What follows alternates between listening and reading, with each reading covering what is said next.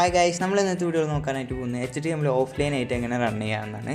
Okay, അതിനായിട്ട് നിങ്ങൾ ഒരു ഫയൽ ക്രിയേറ്റ് ചെയ്യുക. ഓക്കെ, അതിന് നമുക്ക് index.html എന്ന് പേര് കൊടുക്കുക ഗൈസ്. ഓക്കെ, index.html എന്ന് കൊടുത്തിട്ട് യെസ് അടിക്കുക. ഓക്കെ, ഇപ്പോൾ ഇങ്ങനെ ഒരു ഫയൽ വരും. ദെൻ ഒരു നോട്ട് പാഡ് ഫയലാണ് വരിക.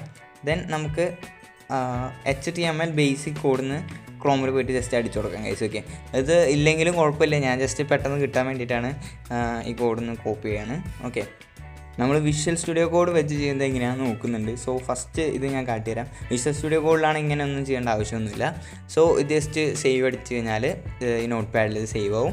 ദെൻ ക്ലോസ് ചെയ്യുക. ദെൻ നമുക്ക് റൈറ്റ് ക്ലിക്ക് ചെയ്ത് കഴിഞ്ഞാൽ ഒന്നെങ്കിൽ പ്രോപ്പർട്ടീസിൽ പോയിട്ട് ആ പാത്ത് ഒന്ന് കോപ്പി ചെയ്യുക, ലൊക്കേഷൻ, അല്ലെങ്കിൽ കോപ്പി പാത്ത് എന്ന് പറഞ്ഞൊരു സംഭവമുണ്ട്. ഓക്കെ, ഇതാണ് ഏറ്റവും ബെറ്റർ. ഓക്കെ, Ctrl+Shift+C എന്ന് അടിച്ച് കഴിഞ്ഞാൽ പാത്ത് കോപ്പി ചെയ്യും. എന്നിട്ട് പേസ്റ്റ് ചെയ്യുക. ദെൻ നമുക്ക് ആ ഡബിൾ കോട്ട്സ് ഒന്ന് വെറുതെ എടുത്ത് കളയാം ഗൈസ്. ഓക്കെ, എടുത്ത് കളഞ്ഞിട്ട് എൻ്റർ അടിച്ച് കഴിഞ്ഞാൽ നമുക്ക് നമ്മുടെ ഫസ്റ്റ് HTML വെബ് പേജ് കിട്ടുന്നതായിരിക്കും. ഓക്കെ, നമ്മുടെ ലോക്കൽ കമ്പ്യൂട്ടറിൽ റൺ ചെയ്ത സംഭവം. ഓക്കെ, അപ്പോൾ ഇതിൽ നമുക്ക് ഇത് മാറ്റി ഹലോ വേൾഡ് എന്നാക്കി സേവ് ചെയ്ത് Ctrl+S സേവ്, അത് കഴിഞ്ഞിട്ട് റീഫ്രഷ് അടിച്ച് കഴിഞ്ഞാൽ ഹലോ വേൾഡ് എന്ന് നമുക്ക് കാണിക്കുന്നതായിരിക്കും. ഓക്കെ, അപ്പോൾ ഇത് നമുക്ക് ഇനി വിഷ്വൽ സ്റ്റുഡിയോ കോഡ് എങ്ങനെ ഇൻസ്റ്റാൾ ചെയ്യാൻ നോക്കാം. അതിനായിട്ട് നിങ്ങൾ ക്രോം എടുക്കുക.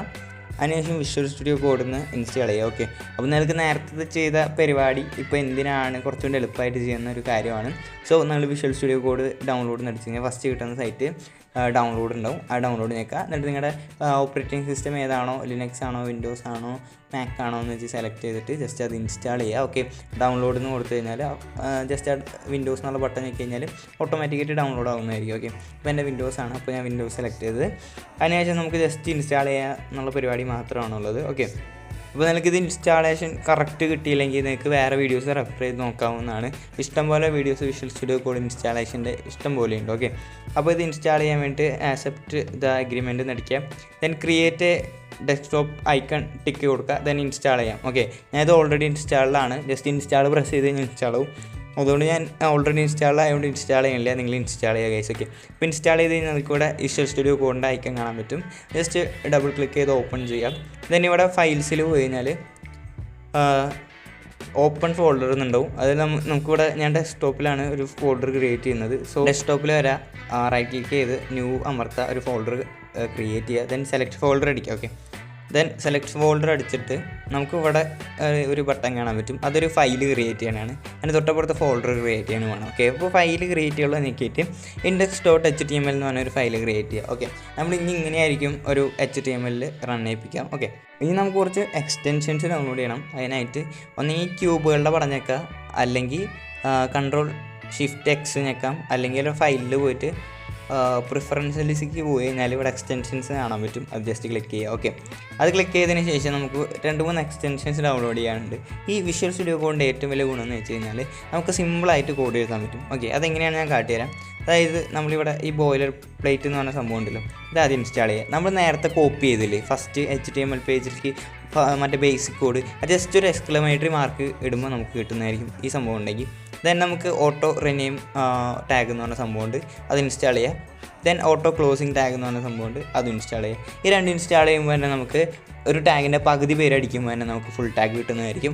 അതുപോലെ തന്നെ നമുക്ക് ഒരു ടാഗ് ക്ലോസ് ചെയ്യേണ്ട ആവശ്യം ഉണ്ടാവില്ല, അത് ഓട്ടോമാറ്റിക്കായിട്ട് ക്ലോസ് ആവും. ഓക്കെ, ഇങ്ങനെ കുറേ ഗുണങ്ങളുണ്ട് നമ്മൾ വിഷ്വൽ സ്റ്റുഡിയോ കോഡ് യൂസ് ചെയ്യുമ്പോൾ. ദെൻ ഒരു ലൈവ് സെർവറും കൂടി നിങ്ങൾ ജസ്റ്റ് ഇൻസ്റ്റാൾ ചെയ്തിടുക. അപ്പോൾ നിങ്ങൾക്ക് ഓട്ടോമാറ്റിക്കായിട്ട് റീഫ്രഷ് ചെയ്യാണ്ട് തന്നെ ഓട്ടോമാറ്റിക്കായിട്ട് ആ ലൈവായിട്ട് റിഫ്രഷ് ആയിടും. ഓക്കെ, അപ്പോൾ ഇത്തരം സംഭവങ്ങളാണ് നമുക്ക് ആവശ്യമുള്ളത്. ദെൻ ഇവിടെ എക്സ്ക്ലമേറ്ററി മാർക്ക് മാത്രം അടിച്ചു കൊടുത്താൽ തന്നെ നമ്മൾ നേരത്തെ കോപ്പി പേസ്റ്റ് ചെയ്ത കോഡ് ഒറ്റയടിക്ക് നമുക്ക് കിട്ടുന്നതായിരിക്കും. ഓക്കെ, അപ്പോൾ ഇതിന് വേണ്ടിയിട്ടാണ് നമ്മൾ യൂസ് ചെയ്തത് ആദ്യം. ഓക്കെ, ഇനി നമുക്കൊരു HTML പേജ് എങ്ങനെയാണ് റൺ ആവണമെന്ന് നോക്കാം. അതായത് HTML പേജിൽ ആദ്യം ബ്രൗസർ എന്നിട്ട് ആ ലൊക്കേഷനിൽ പോയി നോക്കും.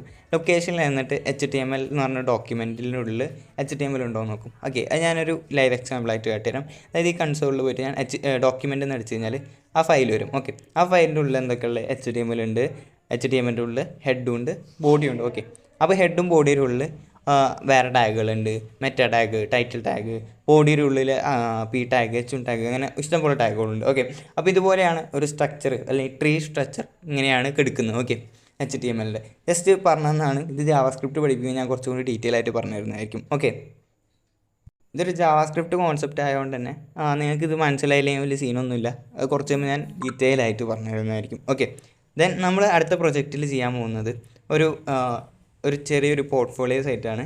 ഇതിപ്പോൾ എൻ്റെ ഒരു പോർട്ട്ഫോളിയോ സൈറ്റാണ്, അതായത് എൻ്റെ ഒരു കുറച്ച് ഡീറ്റെയിൽസ് ഒക്കെ ഉള്ളൊരു സൈറ്റാണ് നമ്മൾ ഉണ്ടാക്കിയിരിക്കുന്നത്. സോ ഇതുപോലത്തെ ഒരു നിങ്ങളുടെ ഒരു സൈറ്റായിരിക്കും നമ്മൾ അടുത്ത പ്രൊജക്റ്റായിട്ട് ചെയ്യാനായിട്ട് പോകുന്നത്. അപ്പോൾ അതിനായിട്ട് വീഡിയോ മൊത്തം വാച്ച് ചെയ്യുക. കഴിഞ്ഞ വീഡിയോസ് ഒന്നും വാച്ച് ചെയ്തിട്ടില്ലെങ്കിൽ അതും കൂടി വാച്ച് ചെയ്തിട്ട് വരാം. സോ ഇത്രയൊക്കെ ഉള്ളൂ ഇന്നത്തെ വീഡിയോ.